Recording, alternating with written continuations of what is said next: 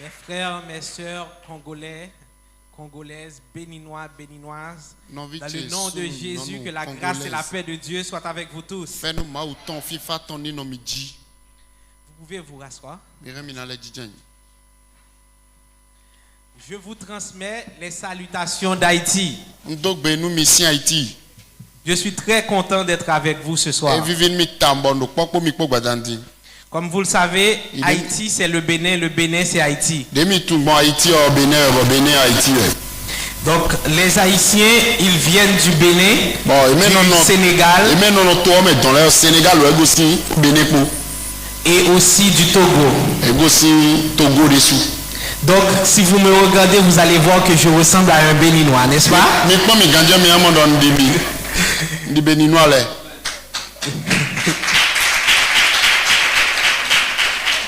Maoudonoumi. Que Dieu vous bénisse. Que Dieu vous bénisse. Il y a des Congolais dans la salle? Congolais, les le fiat. Des Congolais, j'allais dire Zambé Apambola Yo.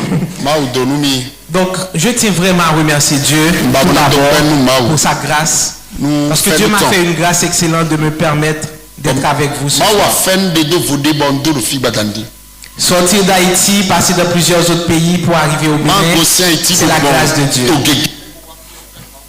Et je dis, à Dieu seul soit la gloire, à Dieu seul soit toute la gloire. Je profite aussi, je remercie l'apôtre Justin Bazaré de m'avoir reçu. Merci beaucoup, que Dieu bénisse. Je remercie la sœur Paula Gomez et l'évangéliste Victorine Oukou qui ont facilité ma rencontre avec l'apôtre. Merci beaucoup, que Dieu bénisse. Et je remercie tous les membres, tous les ouvriers de l'église Pentecôtiste œuvre missionnaire. Je me sens vraiment chez moi. Je vous invite à vous mettre debout pendant quelques minutes. Nous allons faire la lecture de la parole de Dieu. Nous allons lire 3 portions d'écriture. Éphésiens 5, versets 15 et 16. Éphésiens 5, versets 15 et 16. Ensuite, nous lirons Ecclésiaste 3, verset 1. Et le psaume 90, verset 12. Je vais lire pour vous. On commence déjà avec Éphésiens, chapitre 5, le verset 15 et 16. Prenez donc garde de vous conduire avec circonspection, non comme des insensés, mais comme des sages. Rachetez le temps car les jours sont mauvais. Ecclésiaste 3, verset 1er. Il y a un temps pour tout. Un temps pour toutes choses sous les cieux. Et finalement, psaume 90, verset 12. Enseigne-nous à bien compter nos jours, afin que nous appliquions notre cœur à la sagesse. Applaudissons la parole de Dieu. Merci, vous pouvez vous rasseoir. Il y a un petit chant que je vais entonner. Je ne sais pas si vous connaissez, si les membres du chœur peuvent m'accompagner également. Après, on va prier pour le message.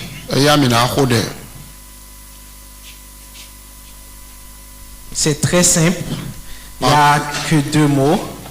Je vais commencer probablement, vous connaissez ce chœur-là. Alléluia.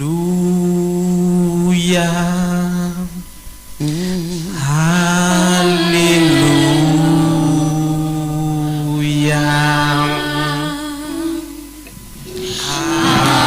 Alléluia.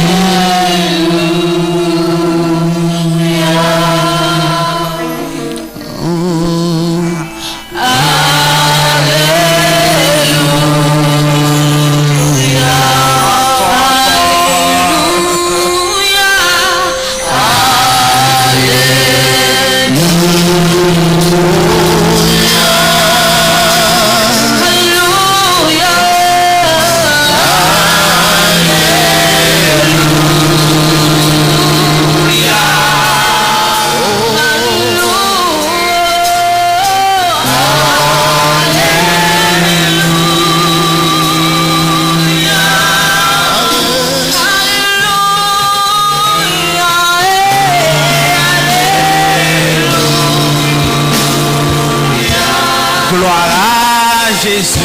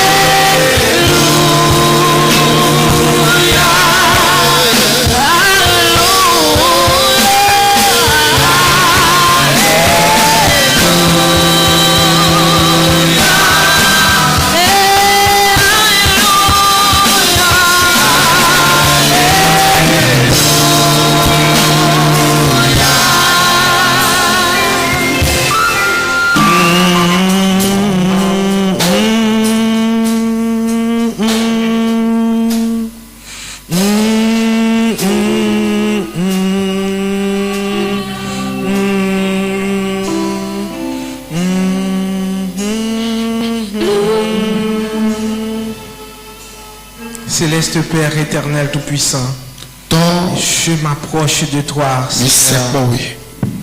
Merci Seigneur pour ta grâce. Merci pour ta présence, Seigneur, Dieu éternel tout-puissant. Oh, tu m'as envoyé ici, Seigneur, par ta grâce, Seigneur. Voici ton peuple devant toi, Seigneur éternel tout-puissant. Je te demande, Seigneur éternel tout-puissant, de me rendre, Seigneur Dieu tout-puissant. Que j'apporte ta parole, Seigneur. Que ton peuple soit édifié. Que ton peuple soit béni, Seigneur. Que ton peuple soit restauré, Seigneur éternel tout-puissant. Agis pour cette église, agis pour cette ville, agis pour cette nation. Oh Seigneur, merci. Merci de ce que tu feras plus que ce que nous te demandons. Au nom de Jésus, nous avons prié. Amen, amen, amen. Amen. Amen.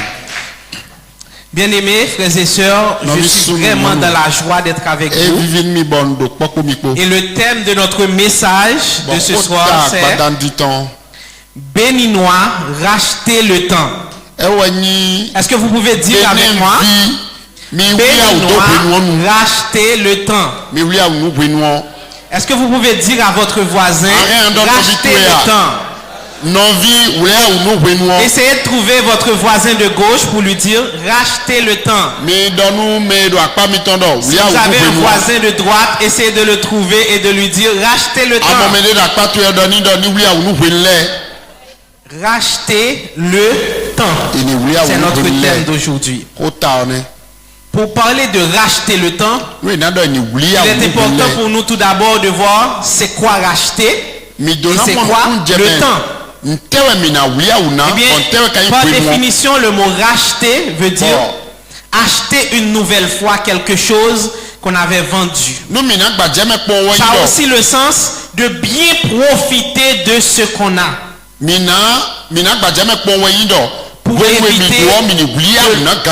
Pour éviter de le perdre. Maintenant, et pour le temps? Le temps est la mesure selon laquelle se définit la durée de tel ou tel événement.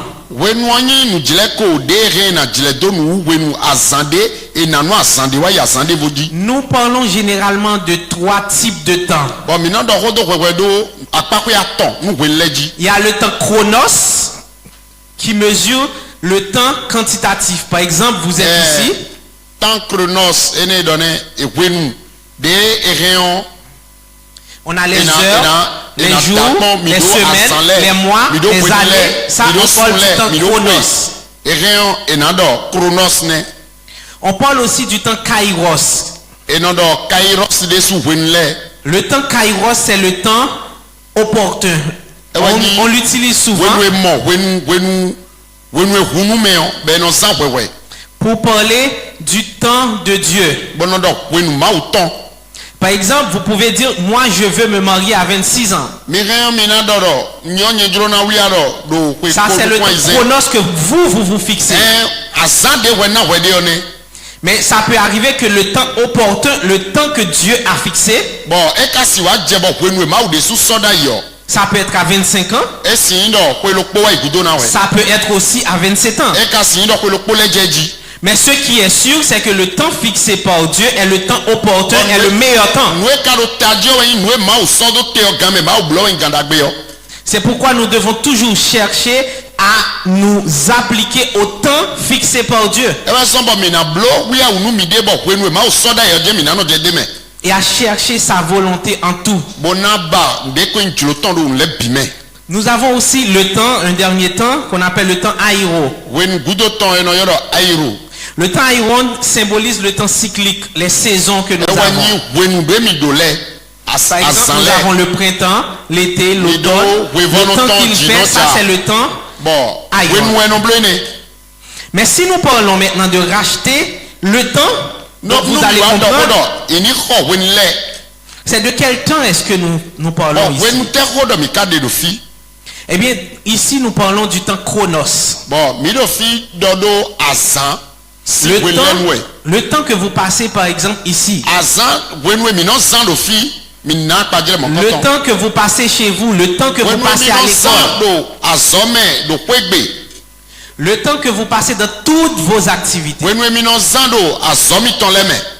Donc, si nous parlons de racheter le temps, ça veut dire qu'il y en a des personnes qui perdent leur temps, qui gaspillent leur temps, qui n'utilisent pas bien leur temps.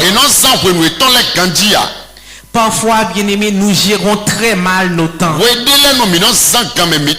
Nous pensons toujours que nous avons le temps, alors que dans la réalité, nous n'avons pas de temps. Donc, regardons rapidement quelques éléments qui font que nous gaspillons notre temps.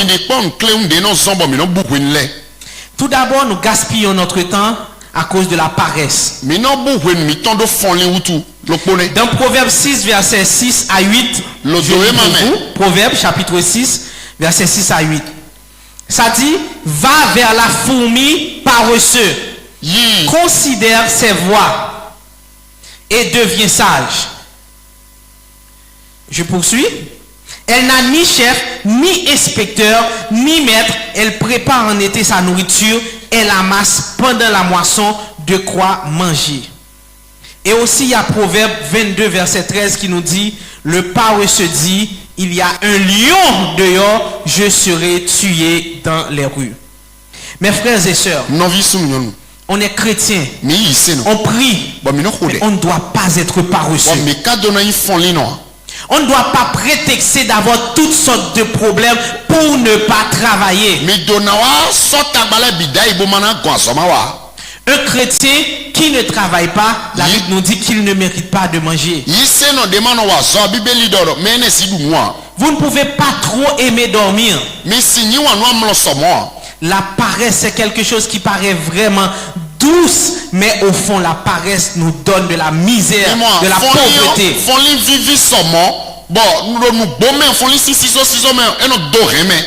Donc nous devons être des bosseurs, nous devons apprendre à travailler. Donc c'est la paresse souvent qui nous empêche de bien gérer notre temps. La paresse se manifeste comment? Vous devez aller travailler. Vous avez une interview quelque part pour le travail. Mais vous choisissez de continuer à dormir. C'est bon de dormir, n'est-ce pas? Mais vous ne devez pas trop aimer dormir. Ça, c'est la première chose. La deuxième chose, c'est la procrastination. Est-ce que vous pouvez dire avec moi? La procrastination. La procrastination, c'est quoi? La procrastination, c'est lorsqu'on décide de toujours reporter à demain quelque chose qu'on peut faire aujourd'hui.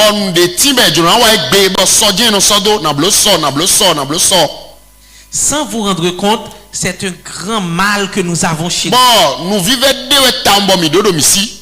Vous devez faire quelque chose aujourd'hui, mais vous dites j'aurai le temps. Je le ferai plus tard. Je le ferai demain. Je le ferai après-demain. Ou encore je le ferai quand je serai grand. Dans mon pays, en Haïti, on aime souvent dire ça. Je ferai quand je serai grand. Même une grande personne vous dit quand je serai grand. Mais laissez-moi vous dire, il y a des choses que vous devez faire maintenant. Il faut le faire maintenant. On sait dire parfois, le temps perdu ne se rattrape jamais.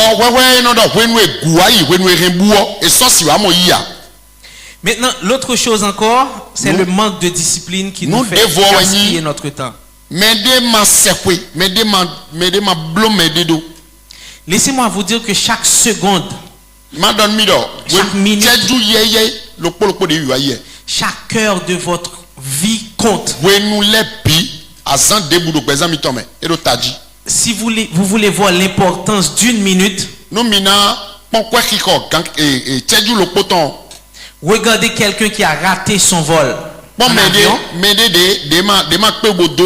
parce qu'il est arrivé une minute après qu'on est fermé.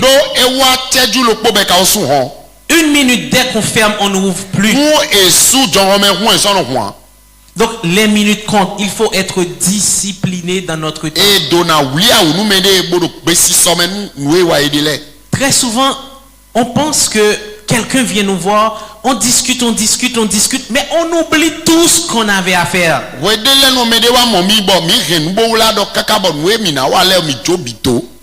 Mais toutes ces choses que nous gaspillons notre temps, elles ne sont pas sans conséquences. Elles ne sont pas sans conséquences. Et qu'est-ce qu'elles provoquent quand nous gaspillons notre temps? Eh bien, premièrement, ça provoque la pauvreté. Ça provoque la pauvreté. Parce que si on n'est pas paresseux, si on procrastine tous les jours, eh bien, sans nous rendre compte, eh bien, comme dit Proverbe, la pauvreté nous surprendra. C'est pourquoi je vous encourage, je vous le dis encore, je déclare que vous êtes des bosseurs, des bosseuses ici, vous travaillez dur. Il n'y a pas de place pour la pauvreté dans votre vie. Maintenant, le temps que tu passes dans le téléphone te fait négliger tes affaires.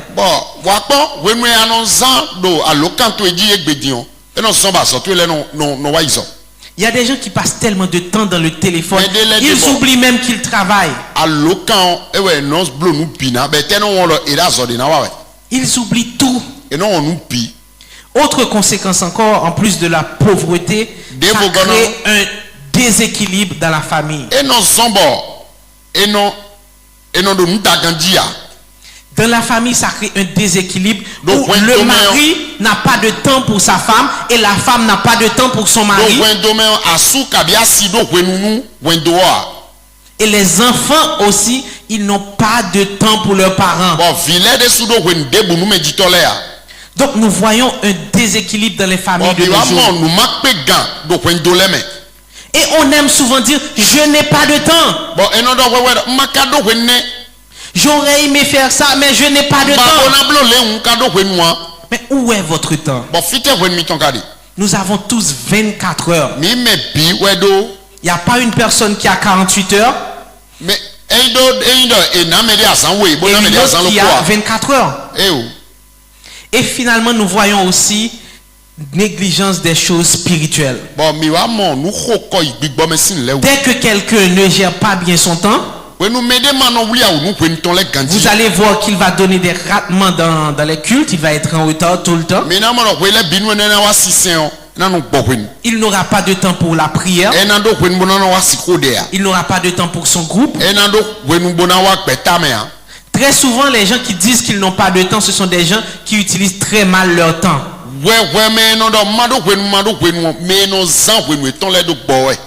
C'est pourquoi ce soir je vous dis, rachetez le temps. Rachetez le temps. Rachetez le temps. Voyons ensemble comment racheter le temps.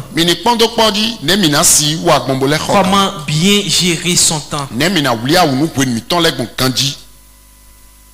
Premièrement, pour bien gérer son temps, vous devez prioriser vos activités en fonction de ce qui est important et de ce qui est urgent. Laissez-moi vous dire, je sais que ce n'est pas une chose facile ce que je vous explique là. Imaginez un père de famille. Il a plusieurs chapeaux. Dans son travail, il est un travailleur, donc il doit travailler. Maintenant, quand il arrive chez lui, il est le père. Et il est le mari pour sa femme. En même temps, à l'église, il a une fonction. Par rapport à sa famille, maintenant, il est un fils aussi pour sa maman et un frère pour ses sœurs.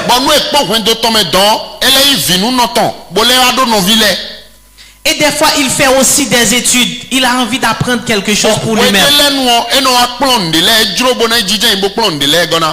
Donc ce papa-là, il se trouve vraiment dans une situation où il est une seule personne, mais il fait plusieurs choses avec plusieurs chapeaux.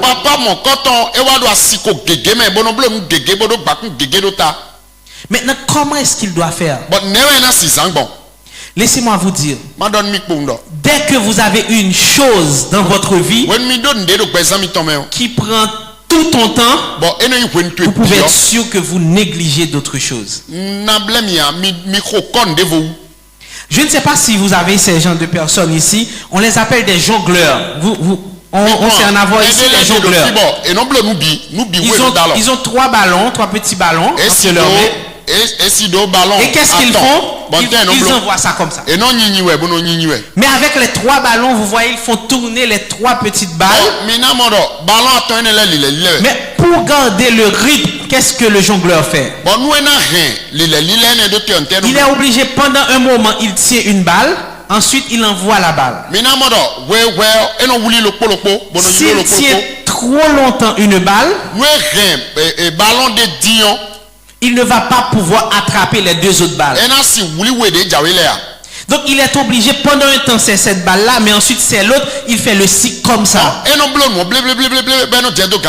Et bien c'est ici la vie du chrétien qui a plusieurs chapeaux. Vous devez prioriser les différentes choses que vous avez à faire en ayant un temps de priorité pour chaque. Imaginez un instant que vous passez tout votre temps dans votre travail. Je vous assure, vous n'aurez pas de temps pour aller à l'église et vous n'aurez pas de temps pour votre famille. Maintenant, imaginez que vous dites, moi j'aime beaucoup ma famille, je veux passer beaucoup de temps avec ma famille à la maison. Eh bien, qu'est-ce qui va se passer? On va probablement vous chasser du boulot. Et l'église va vous faire des reproches que vous ne venez pas parce que vous passez tout votre temps avec votre famille. Donc dans ce cas, comment faire? Eh bien, il y a un temps pour tout, nous dit Ecclésiaste. Il y a un temps pour toutes choses sous les cieux. Donc vous jonglez un temps la famille, ensuite un temps le travail, un temps l'église. Et je profite pour vous dire, les hommes de Dieu, les femmes de Dieu, certaines fois vous pensez que vous priorisez les choses de Dieu en abandonnant votre famille.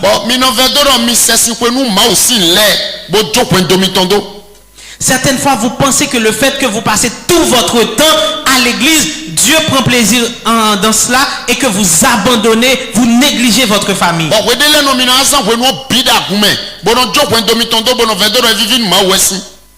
Eh bien, très souvent, c'est cela qui occasionne des chutes dans les familles chrétiennes. Vous devez être des chrétiens équilibrés.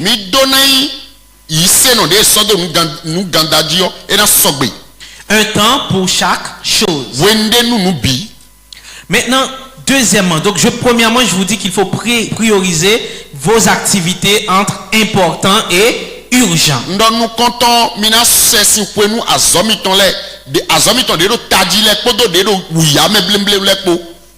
Deuxièmement, il faut planifier votre journée. Qui ici, quand il se lève le matin, il sait ce qu'il va faire pendant toute la journée? Eh bien, quand vous vous réveillez le matin, vous devez avoir en tête ce que vous allez faire pendant toute la journée. Planifier votre journée. Il faut savoir exactement ce que vous allez faire à chaque minute, à chaque heure. Autant que vous pensez que vous avez beaucoup de temps, vous allez vous rendre compte que la journée se termine et que vous n'avez rien fait.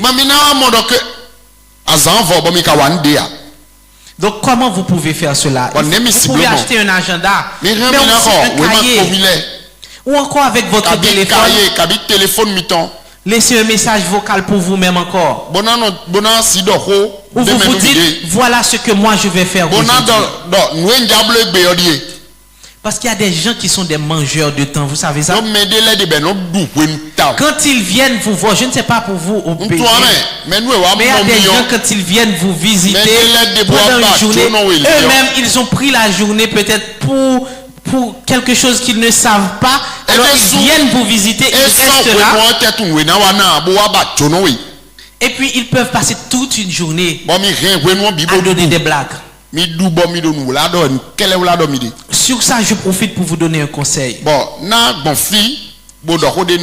Chers chrétiens, quand quelqu'un vient chez vous, ou quand vous allez chez quelqu'un, et que vous commencez à parler, vous arrivez à un moment, vous voyez que c'est le silence. Vous ne trouvez plus rien à vous dire. C'est le silence plat. Chez nous, on dit silence radio. Eh bien, ce que je vous conseille de faire dans ces cas-là, pliez bagages, rentrez chez vous. Parce que à ce stade-là, vous allez commencer à faire quoi? À faire des commérages. Vous allez commencer par dire, le culte de dimanche était intéressant. Mais le frère, j'ai vu qu'il prêchait trop long.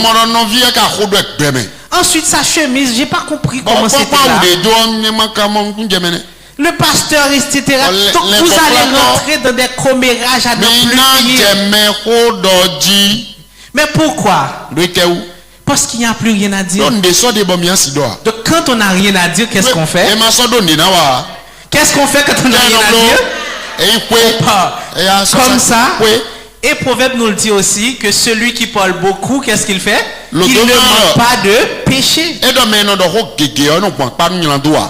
Maintenant, troisième conseil pour bien gérer son temps,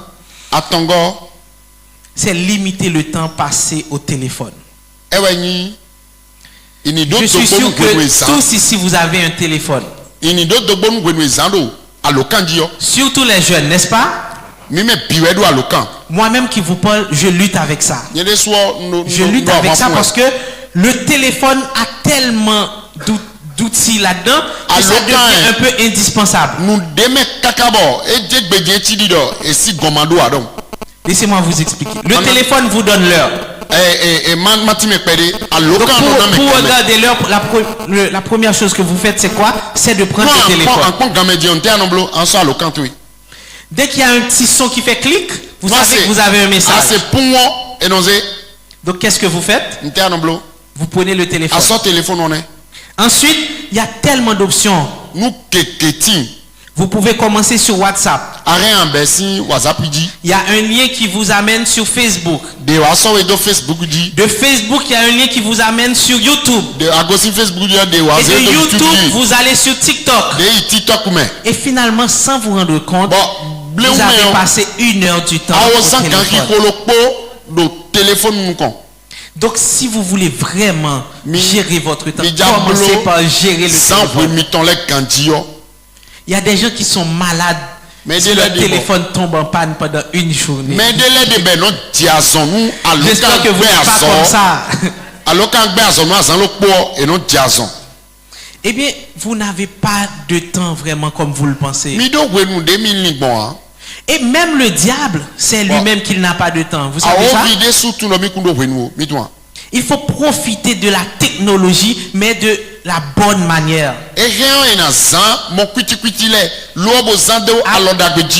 Apocalypse 12, verset 12 nous dit: c'est pourquoi réjouissez-vous cieux et vous qui habitez dans les cieux. Malheur à la terre et à la mer, car le diable est descendu vers vous, animé d'une grande colère, sachant qu'il a peu de temps. Sachant qu'il a peu de temps. Donc, Satan, le diable, il sait qu'il n'a pas beaucoup de temps. C'est pourquoi il ne veut pas périr seul. Il travaille jour et nuit pour enlever les gens de l'église, pour voir comment est-ce qu'il peut ramener des gens dans le monde. Mais certaines fois, nous-mêmes, nous pensons que nous avons le temps. Même pour évangéliser une personne, nous pensons que nous aurons le temps. Il y a des gens qui ont besoin d'entendre la parole aujourd'hui, parce que demain, ils vont mourir. Nous n'avons pas de temps. Nous devons agir comme des gens qui n'ont pas de temps. Nous devons toujours être pressés. Et quatrième conseil pour vous: évitez la procrastination. Évitez la procrastination. Il y a des gens qui considèrent même la procrastination comme une maladie. Laissez-moi vous dire, c'est comme vous avez une chose très importante à faire aujourd'hui. Mais ça a une telle importance pour vous. Et qu'est-ce que vous vous trouvez à faire? Vous voyez que vous avez l'intention de laisser ça pour plus tard. Et vous vous donnez une bonne conscience en disant que cette chose est tellement importante, je dois prendre plus de temps pour ça. Et vous laissez pour plus tard. Plus tard, vous laissez pour demain. Il y a des personnes qui sont très en retard dans leur vie à cause de cela qui s'appelle la procrastination. Quel que soit le type de procrastination que vous avez dans votre vie, vous devez vous en débarrasser.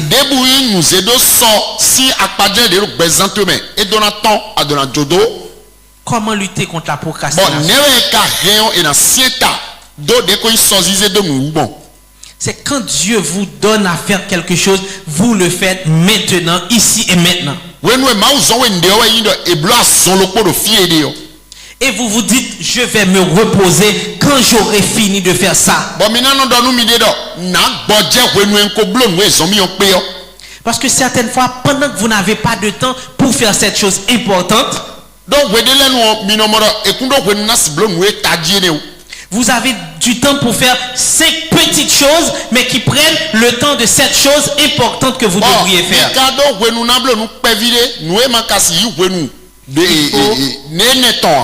Il faut éviter la procrastination. Et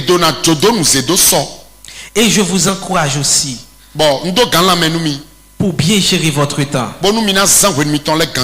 apprendre à travailler dur. Apprendre à travailler dur. N'aimez pas trop dormir. Dieu s'est reposé après avoir travaillé. Donc dites-vous, vous ne pouvez pas vous autoriser à vous reposer comme ça tous les jours sans avoir travaillé. Pendant une journée, même si vous n'avez pas un travail séculier, donnez-vous quand même un travail. Un travail physique que vous faites. Je ne sais pas si cela vous est déjà arrivé. Mais quand on a fini de faire un grand travail, on a déployé de grands efforts. Dans la nuit, quand on va dormir, on est tellement fatigué qu'on dort bien.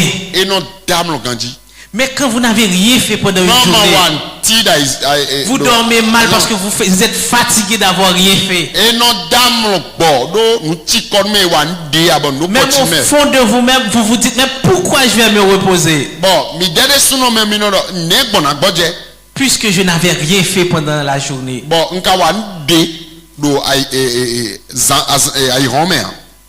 Et le dernier conseil que je partage avec vous ce soir, et c'est le plus important. En parlant de racheter le temps, c'est chercher premièrement le royaume de Dieu. Chercher premièrement le royaume de Dieu. Donc vous voyez, si vous me suivez, vous allez voir que je vous encourage à gérer votre temps chronos tous les jours.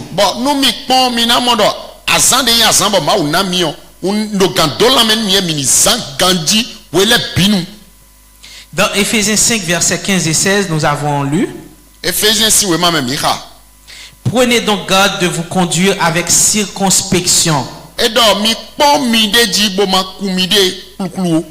non comme des insensés, mais comme des sages. Rachetez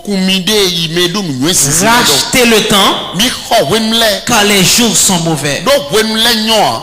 Bien-aimés, mes frères et sœurs, il y a un jour qui viendra. Ça peut être ce soir, ça peut être demain matin, et ou peut-être, imaginez une seconde, je ne sais pas quelle est la radio la plus populaire du Bénin. Quelle est la radio la plus populaire? Maranatha. Mais qui donne des nouvelles. Ou bien? Imaginez, bon, chez nous, on appelle ça la nouvelle première occasion.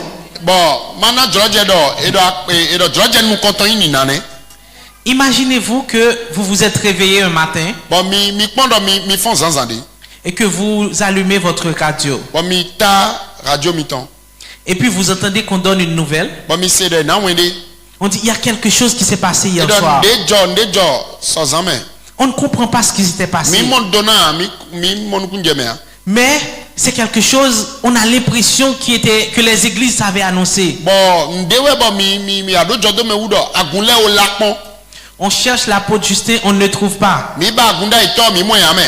On cherche beaucoup de frères et sœurs de différentes églises, on ne les trouve pas. Et aussi dans le monde entier, il y a beaucoup de chrétiens qui ont disparu et le journaliste dit probablement c'est l'enlèvement.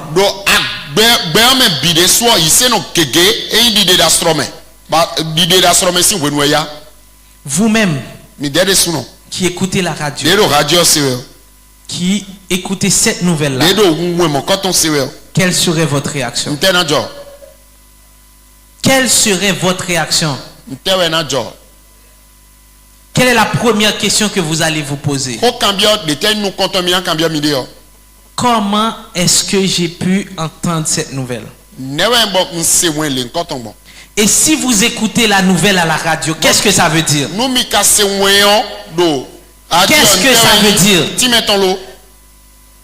Qu'est-ce que ça veut dire? Ça veut dire que vous êtes resté. Ça veut dire que vous êtes resté. Eh bien, bien-aimés frères et sœurs, il faut racheter le temps. Vous êtes à l'église. Mais ce jour arrive. David l'avait tellement compris qu'il a dit: enseigne-nous à bien compter nos jours, afin que nous appliquions notre cœur à la sagesse. Ceci dit que Béninois, Béninoises, mes frères et sœurs, le jour du Seigneur arrive. Il n'y a plus de temps. Nous n'avons plus de temps. Si je vous encourage à gérer votre temps, votre agenda de tous les jours, à combien de plus fortes raisons je dois vous encourager à gérer ce temps? Ce temps, c'est le temps le plus important. Si vous ratez ce temps, qu'est-ce que vous allez faire? J'ai eu un sentiment comme ça dans ma vie. Et je vous dis que ça ne fait pas vraiment une bonne sensation. Une fois, j'avais laissé ma femme et mes enfants un peu dans le salon et dans la chambre. Un bout d'un moment, j'étais dans une chambre et je suis sorti. J'ai regardé partout dans la maison, je ne les ai pas vus. Et je n'ai pas entendu qu'ils étaient sortis. Et la première réflexion qui m'est venue à l'esprit, est-ce que l'enlèvement a eu lieu? Bien aimé, j'ai eu peur.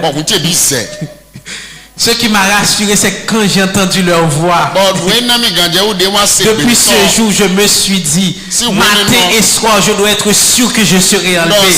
Et je vous encourage vous-même aussi, matin et soir, assurez-vous que vous êtes sauvés.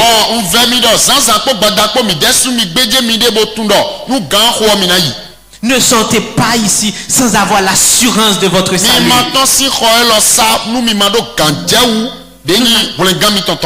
Nous n'avons pas de temps. Regarde le Bénin. Le Bénin a besoin de vous pour évangéliser. Cette bonne nouvelle sera prêchée à travers le monde. Ensuite viendra la fin. Est-ce que vous prêchez cette bonne nouvelle partout au Bénin?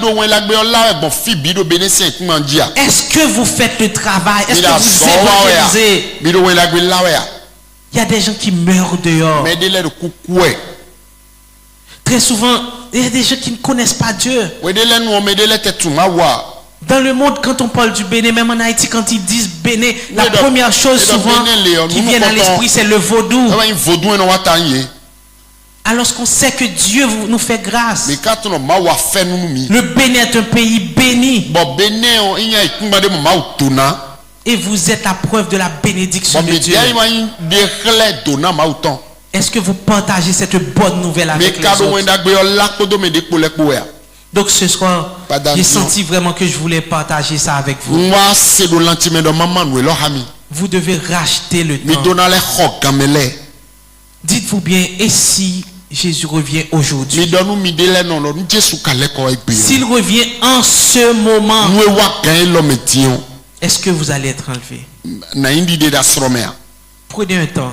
Posez-vous cette question. Posez-vous cette question. Si Jésus revient maintenant, est-ce que vous serez enlevé? Regardez votre vie. Votre vie dans la famille. On m'a dit que les Béninois, pas les chrétiens béninois, mais on me dit que beaucoup de Béninois aiment donner des mensonges. Mais est-ce que cela ne vous influence pas? Parce qu'il y a des gens, pour eux, donner des petits mensonges, c'est pas mentir. Est-ce que vous n'avez pas ça en vous? En disant, je suis là tout près, alors que vous êtes très loin. J'arrive. Je ne sais pas pour chez vous. Quand je vous parle comme Béninois, je connais Haïti, et comme on est comme Bénin, donc je peux vous parler du Bénin. Comme je connais mon pays Haïti, donc je vous connais aussi. Parce qu'on vient du Bénin nous-mêmes. En Haïti, on n'aime pas donner des heures fixes. À quelle heure est le rendez-vous? Vers 3 heures, aux environs de 3 heures. Mais on évite de dire une heure fixe. Pour ne pas se condamner, pour ne pas se culpabiliser si on arrive en retard. Mais si on est des chrétiens, on ne peut pas être comme ça. Même si tout le monde fait quelque chose de mauvais, comme chrétien, Dieu vous demandera des comptes. Vous êtes sel de la terre et lumière du monde. Vous devez briller au Bénin. Des fois aussi, comme chrétiens, nous avons tendance à nous fermer sur nous-mêmes. C'est comme je dis, nous sommes sel, nous sommes en train de nous coller ensemble. C'est sel et sel, sel et sel, lumière et lumière, lumière et lumière.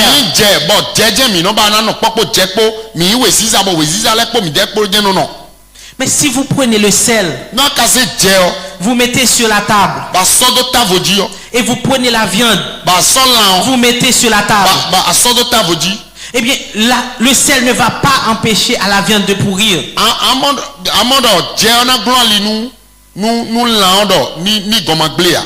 Pour faire son effet, le sel doit rentrer dans la viande. Alors le sel va protéger la viande. Lumière parmi des lumières, ça ne signifie rien. Mais votre lumière doit briller parmi les ténèbres. N'ayez pas peur de ceux qui vous entourent. Dieu vous envoie. Dieu vous équipe. Et Dieu fait provision pour vous.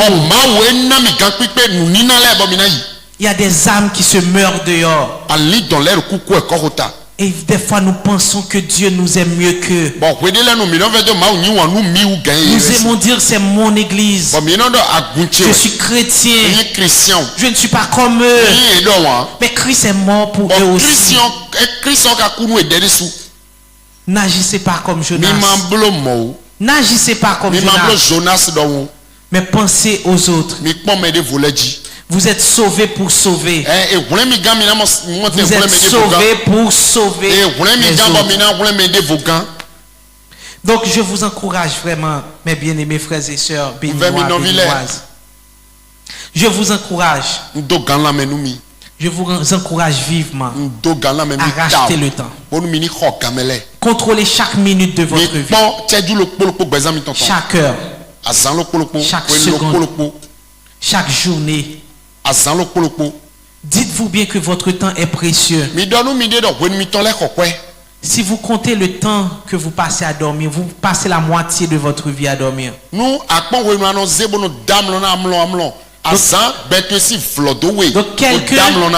quelqu'un qui meurt par exemple à 60 ans. Dans la réalité, il a vécu 30 ans. Parce qu'il a passé beaucoup de temps à dormir. Donc, qu'est-ce que vous faites avec le temps où vous êtes éveillé? Rachetez le temps. Vous prenez des exemples sur des fourmis. Mettez-vous ensemble. Occupez votre temps. Si vous voyez pendant une seconde, vous n'avez rien à faire, cherchez à vous donner une occupation.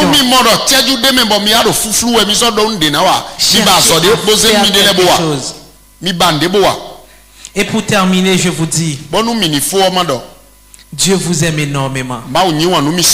Dieu vous aime énormément. Je termine avec ce témoignage avec vous. Je suis d'Haïti, je vous l'ai dit. Venir au Bénin, c'est mon premier voyage international. C'est la première fois de ma vie que je laisse mon pays.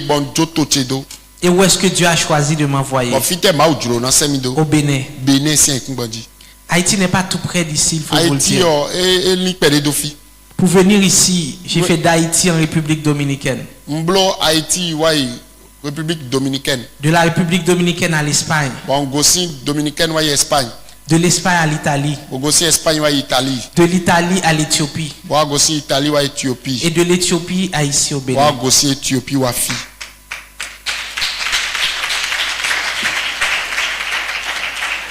Et lorsque j'arrive ici, j'ai senti une paix. J'ai senti que j'étais chez moi. Pourquoi cette paix? Parce que j'ai senti que j'étais dans la volonté de Dieu. Et je vous le dis, Dieu vous aime énormément. Je savais que l'église où Dieu m'enverra, c'est une église que Dieu bénit. C'est une église que Dieu bénit. C'est pourquoi, apôtre, Dieu vous bénit. Que Dieu vous bénisse abondamment. Que Dieu bénisse cette église. Que Dieu bénisse chacun de vous. Que Dieu bénisse votre famille. Que Dieu vous rende prospère. Que Dieu vous fasse de vous des lumières. Que Dieu fasse de vous du sel de la terre. Et comme je l'ai prêché dans mon pays Haïti, très bientôt vous entendrez des nouvelles d'Haïti. Vous entendrez comment Dieu est passé avec Haïti. Et tout comme Haïti a été un symbole pour l'Afrique au niveau de l'indépendance, Haïti est le premier peuple noir indépendant sur la terre. C'est Haïti qui a tracé l'exemple pour tous les autres peuples. C'est de même que Haïti, comme le premier pays noir aussi que Dieu élèvera, permettra à tous les autres pays africains de pouvoir se lever. Parce que notre Dieu que nous servons, c'est un Dieu puissant. C'est un Dieu fidèle. Dieu n'a pas besoin que tous les Béninois se convertissent pour changer le Bénin. Il a besoin de faibles restes. Il a besoin de vous, de cette quantité que vous êtes là, pour prier pour le Bénin. Il agira pour le Bénin. Dans 2 Chroniques 7, 14, il dit: si mon peuple sur qui est invoqué mon nom, ce peuple c'est vous, s'humilie, prie, cherche ma face, et s'il se détourne de ses mauvaises voies.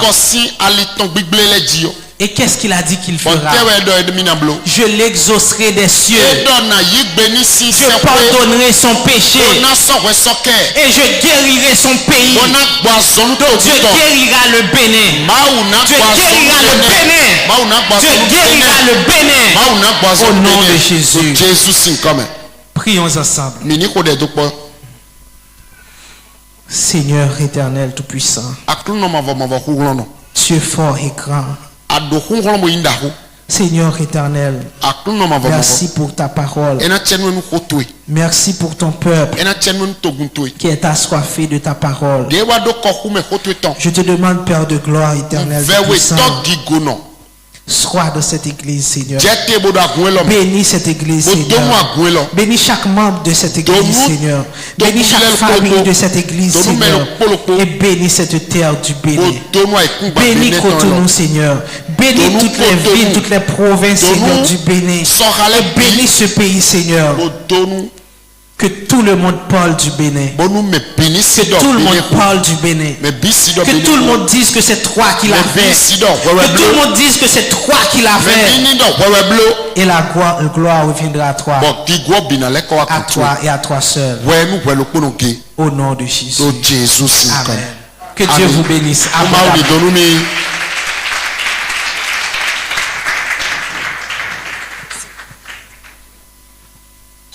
Tu peux encore acclamer le Seigneur.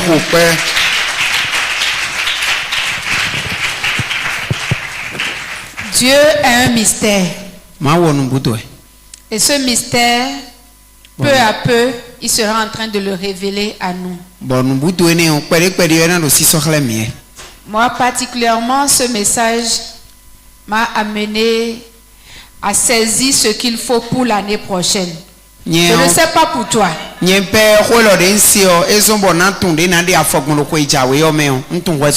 voulant pas que nous perdions le temps pour l'année prochaine,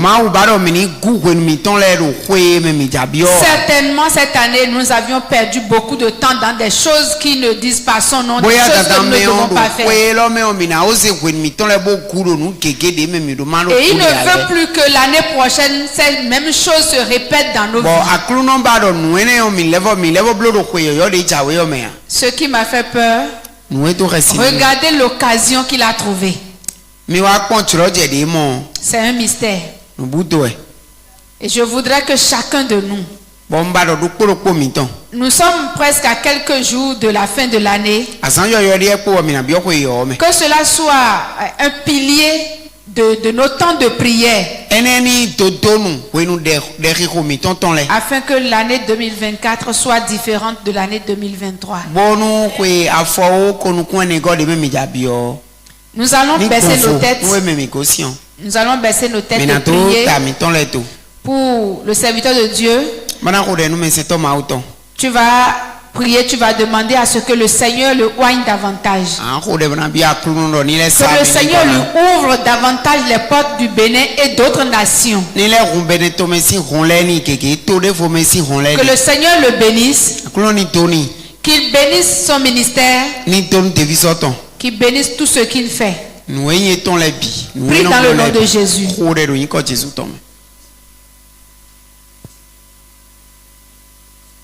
Tu vas prier également pour l'interprète.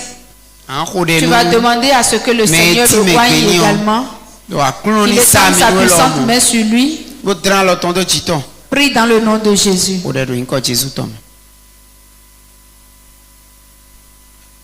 Au nom puissant de Jésus, nous avons prié. Alléluia. Amen. Nous allons demander aux membres d'accueil de disposer les paniers.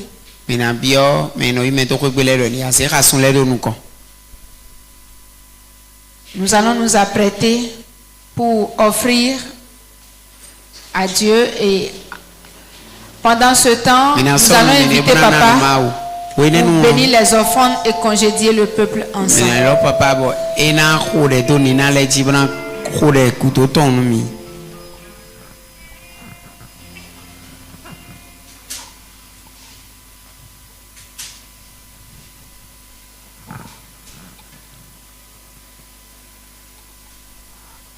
Gloire à Jésus.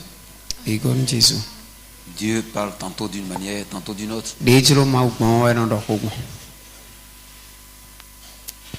Dieu ne fait rien au hasard. Et je crois que Dieu a parlé dans ça.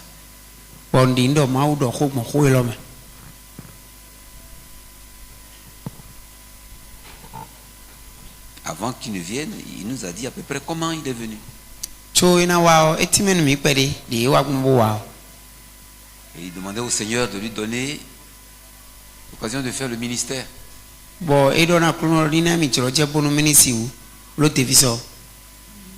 Et c'était un peu difficile de trouver du temps pour qu'on l'insère dans le programme, mais Dieu a permis que... Et il parle du temps. Le temps du royaume de Dieu, de l'avenir. Le Seigneur ne veut pas qu'on périsse. On passe beaucoup de temps dans le bavardage. Et avec le téléphone. Et avec la télévision. Et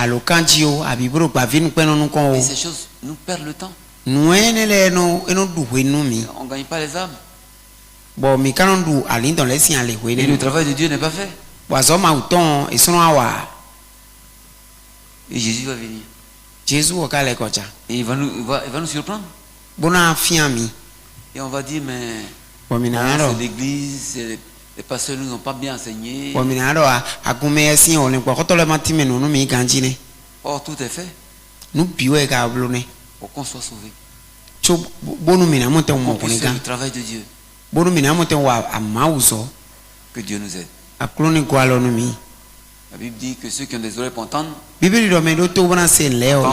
l'Esprit dit aux églises et à l'église, soyez bénis. Nous allons nous lever. Je vais prier. Chacun déposera son offrande. Chacun va gérer ce qui vient d'être dit, parce que c'est encore vivant, et je souhaite que les techniciens puissent faire passer ce message. Je vous dirai le temps.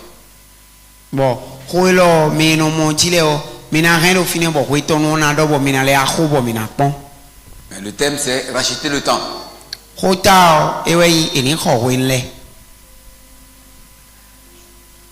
Père, nous te bénissons. Parce que nous avons osé trouver l'espace pour l'homme de Dieu qui partait demain.